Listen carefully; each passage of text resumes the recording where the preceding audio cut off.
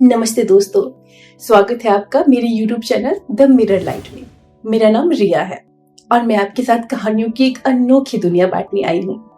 यह चैनल है उन कहानियों का जो इतिहास, विज्ञान और हमारी संस्कृति से जुड़ी हुई हैं।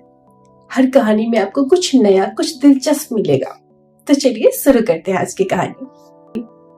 दोस्तों, आज मैं आपको एक ऐसी जगह की कहानी सुनाने जा रही हूँ जिसने भारत को ही नहीं बल्कि पूरी दुनिया को शिक्षा का रास्ता दिखाया। यह है नालंदा विश्वविद्यालय की कहानी। नालंदा न केवल दुनिया का पहला आवासीय विश्वविद्यालय था बल्कि शिक्षा और ज्ञान का सबसे बड़ा केंद्र भी था। यह कहानी हमें बताती है कि भारत कभी ज्ञान का वैश्विक केंद्र था। दोस्तों, आज हम जानेंगे कि नालंदा का निर्माण कैसे और क्यों हुआ, यहाँ पढ़ाई का स्तर और जीवन शैली कैसी थी, छात्र यहाँ दाखिला कैसे लेते थे और यह विश्वविद्यालय खंडहर में कैसे तब्दील हुआ। तो दोस्तों, आज हम जानेंगे नालंदा का निर्माण कैसे और इसका उद्देश्य क्या था। नालंदा विश्वविद्यालय का निर्माण 5वीं शताब्दी में गुप्त साम्राज्य के सम्राट कुमार गुप्त प्रथम ने करवाया। यह बिहार की राजगीर के पास स्थित है। नालंदा का नाम नालंदा क्यों पड़ा, इसके पीछे 2 तर्क दिए जाते हैं। पहला, नालम का अर्थ है कमल और दा का अर्थ है दान, यानी ज्ञान का दान। दूसरा, यह क्षेत्र बौद्ध धर्म के विद्वान और महात्मा से जुड़ा हुआ था। और इसका उद्देश्य क्या था, तो आइए हम जानते हैं। नालंदा को बनाने का उद्देश्य था एक ऐसा स्थान तैयार करना जहां दुनिया भर के छात्र आकर शिक्षा प्राप्त कर सके। यह स्थान सिर्फ धार्मिक शिक्षा के लिए नहीं बल्कि यह हर विषय में पारंगत होने का केंद्र था। नालंदा विश्वविद्यालय की संरचना कैसी थी, तो आइए हम ये जानते हैं। नालंदा केवल एक विश्वविद्यालय नहीं था बल्कि यह अपने आप में एक शहर जैसा था। इसमें 8 विशाल भवन, 10 मंदिर और कई अध्ययन कक्ष थे। यहाँ के छात्र और शिक्षक विश्वविद्यालय के ही अंदर रहते थे। नालंदा का पुस्तकालय, जिसे धर्मगंज कहा जाता था, विश्व का सबसे बड़ा पुस्तकालय था। यह 3 भागों में बटा था: रत्न सागर, रत्नोदधि, रत्नरंजन। रत्न सागर में धार्मिक ग्रंथ और पांडुलिपियां थी। रत्नोदधि में विज्ञान, खगोल शास्त्र और चिकित्सा के ग्रंथों के लिए था। और रत्नरंजक, इसमें दर्शन और साहित्य के ग्रंथ रखे गए थे। कहते हैं यह पुस्तकालय इतना विशाल था कि इसे चलने में महीनों लग गए। परिसर में पानी की अद्भुत व्यवस्था थी। यहाँ बड़े तालाब और जल निकासी प्रणाली थी। छात्रों और शिक्षकों के लिए भोजन और आवास की मुफ्त व्यवस्था थी।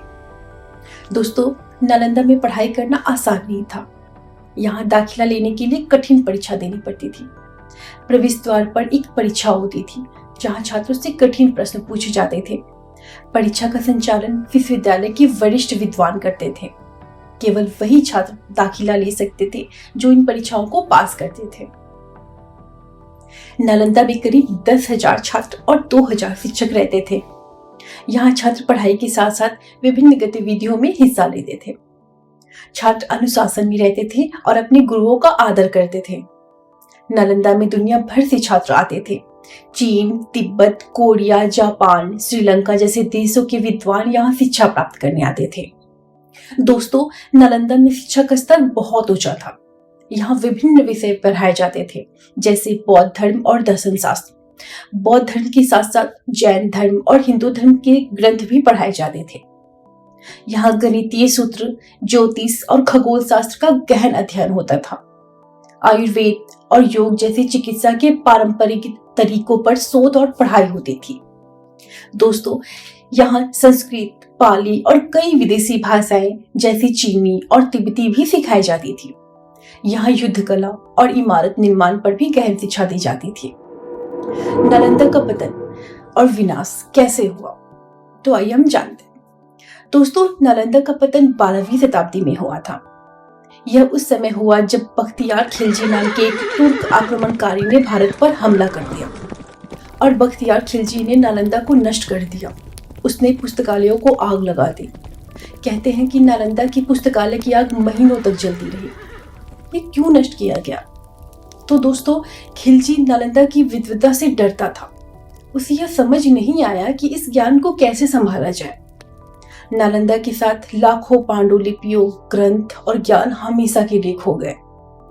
नालंदा पर हमले के बाद यह खंडहर बन गया और मिट्टी में दब गया। सदियों तक लोग इसे भूल गए। 19वीं शताब्दी में ब्रिटिश पुरातत्वविदों ने इसकी खुदाई की। उन्होंने नालंदा के अवशेषों को खोजा और इसकी महिमा को दुनिया के सामने लाया। आज यह खंडहर यूनेस्को वर्ल्ड हेरिटेज साइट है। 21वीं शताब्दी में भारत सरकार ने नालंदा विश्वविद्यालय को फिर से जीवित किया। 2014 में इसका नया परिसर स्थापित किया गया, जो आधुनिक शिक्षा का केंद्र है।